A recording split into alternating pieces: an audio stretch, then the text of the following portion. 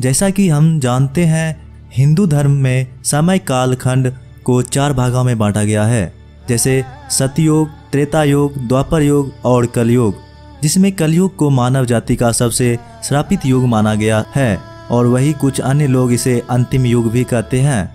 लेकिन क्या आप जानते हैं, विष्णु पुराणों में कलयुग को महर्षि व्यास जी ने सबसे सर्वश्रेष्ठ युग कहा है, परंतु उन्होंने ऐसा क्यों कहा और उनके ऐसा कहने के पीछे क्या तर्क है, चलिए जानते हैं आज के इस वीडियो के माध्यम से।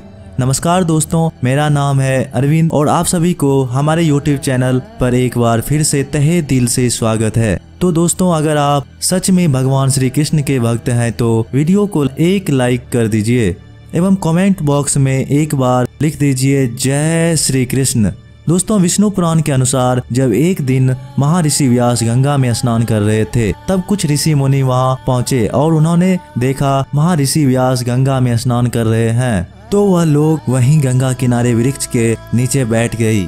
फिर कुछ समय बाद जब महर्षि व्यास जी ध्यान लगाकर खड़े हुए तो कहने लगे, युगों में सबसे श्रेष्ठ युग कलयुग है। यह कहकर महर्षि व्यास फिर से ध्यान में लग गए। युगों में सबसे श्रेष्ठ युग कलयुग सुनकर वहां पैर के नीचे बैठे ऋषिगण आश्चर्यचकित हो गए और वह कहने लगे, व्यास जी ऐसा क्यों कह रहे हैं, क्योंकि उन्होंने सुना था कि युगों में कलयुग सबसे श्रापित युग है। फिर जब महर्षि व्यास स्नान करके बाहर निकले तो ऋषि मुनि व्यास जी से पूछने लगे कि आपने कहा कलयुग सबसे श्रेष्ठ युग है, इसका क्या अर्थ है, क्योंकि आप जैसे महर्षि कुछ भी यूं ही नहीं कह सकते।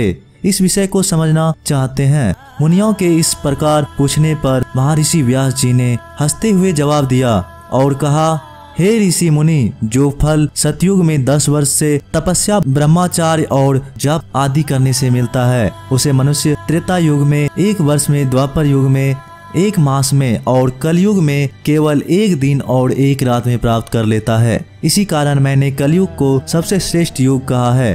कलयुग में थोड़ी सी परेशानी से पुरुष को महारथ की प्राप्ति हो जाती है और इसलिए मैं कलयुग से अति संतुष्ट हूँ और इसे सभी युगों में श्रेष्ठ युग मानता हूँ। इसीलिए हे मुनिगण, मेरी यह सलाह है, कलयुग में मनुष्य अपनी जीवन को सरल और सुखी बनाने के लिए सदा श्री कृष्ण रूपी हरि नाम का जप कीजिए। आशा करता हूँ आप इस वीडियो के माध्यम से समझ चुके होंगे कि किस प्रकार कलयुग सबसे श्रेष्ठ युग माना गया है। अगर वीडियो अच्छी लगी हो तो वीडियो को एक लाइक कर दीजिए एवं कमेंट बॉक्स में एक बार लिख दीजिए जय श्री कृष्ण।